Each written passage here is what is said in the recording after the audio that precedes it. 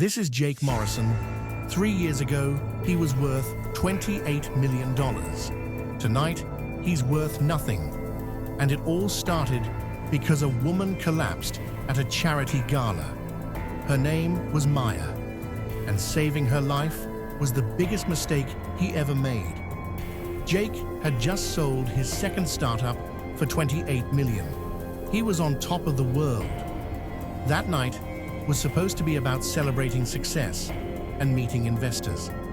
Instead, it became the night that ruined him. Maya collapsed right in front of him. In that moment, Jake saw someone who needed help.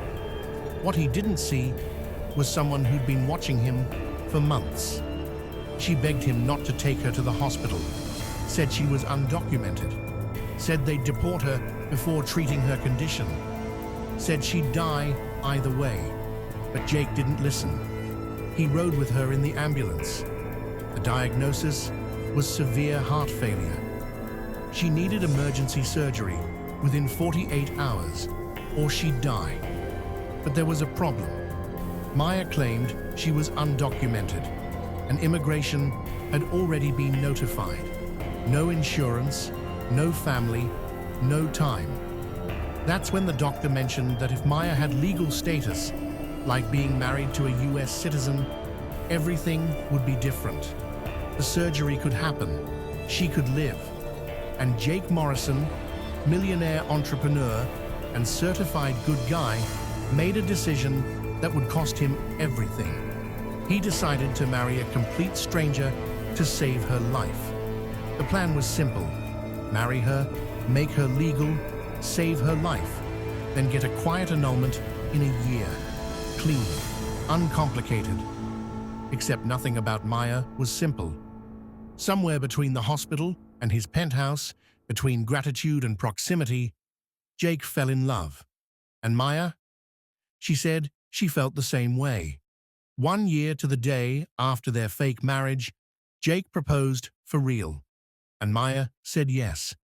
Jake gave her everything: access to his accounts, made her VP of his new company, co-signed on the house. He trusted her completely. Because that's what you do when you love someone, right? But over the next year, small things started happening. Things Jake noticed, but explained away. Maya was protective of her phone. She'd have meetings with her friends, Carmen and Diego, that she never quite explained. She'd ask questions about his business accounts, his investments, his passwords. Jake thought she was just taking an interest in his life. He was wrong. On their second anniversary, Jake left work early to surprise Maya. He had reservations at the restaurant where they'd had their first real date. He had a gift, a necklace she'd mentioned months ago. He thought he was the luckiest man alive. But instead of finding his wife, he found a business meeting. Maya sat at his desk with Carmen, Diego, and a lawyer. Documents spread everywhere. Maya slid divorce papers across the desk, said she was filing for irreconcilable differences, and because of his coercive behavior, marrying her when she was vulnerable, pressuring her into staying, she was seeking 70% of everything he owned. Carmen handed him a folder.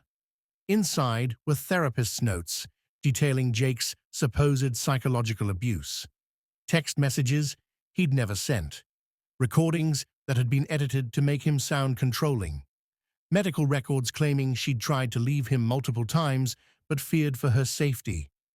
And then Jake asked the question that had been growing in his mind. Was the heart condition even real? Maya said nothing, just stared at him. Her silence told him everything. The collapse at the gala wasn't random. The heart failure was induced with medication to simulate the symptoms. She'd made herself sick. The hospital records were real because the medical emergency was real. She'd risked her life to trap him. Carmen and Diego weren't her friends. They were her partners, professional con artists who'd been running this scheme for 6 years. Maya would target wealthy men with a hero complex, the fake emergency, the desperate citizenship story, the slow-build romance, then the divorce, the accusations, and the payout. Jake was the fourth man they'd destroyed, but he was the biggest score. 28 million was life-changing money. But what Maya didn't know was that Jake had gotten suspicious 6 months earlier. Those whispered phone calls, the closed laptops, the meetings she wouldn't explain. So he'd done something he never thought he'd do.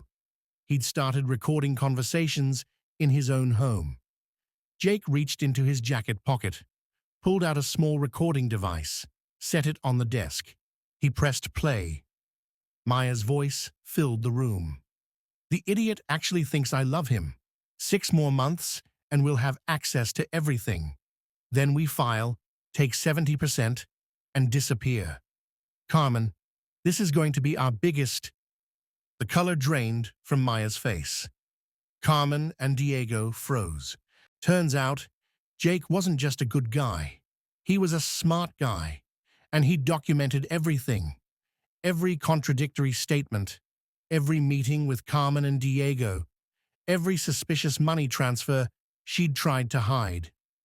The lawyer Maya had brought, he worked for Jake now, had been feeding Jake information for months. The divorce papers Maya was about to file, they'd never hold up, because Jake had already filed his own, with evidence of fraud, extortion, and conspiracy. And that medical emergency she'd faked, deliberately making yourself sick to commit fraud, that's a federal crime. Police officers appeared in the doorway. Carmen and Diego bolted, but officers blocked them. Maya, Carmen, and Diego were arrested that night. The investigation uncovered 3 other men they'd scammed out of millions. By the time the trial ended, all 3 were serving federal prison sentences. So why was Jake standing on that bridge, looking like a man with nothing left? Because even though he'd won the case, the damage was real. Legal fees ate through millions. His reputation in the tech world was tarnished. People wondered if he'd been complicit. His company tanked when investors pulled out. He lost almost everything. But almost everything isn't everything. Jake kept his integrity, kept his freedom, and learned the hardest lesson of his life. Sometimes the people you save are the ones who destroy you. But that doesn't mean you stop being a good person. It just means you're a little more careful about who you trust. 6 months after that night, Jake started over. Smaller office, smaller dreams, but this time, he built something that couldn't be taken away, and he never, ever mixed business with pity again. If you want more of these stories, don't forget to like and subscribe.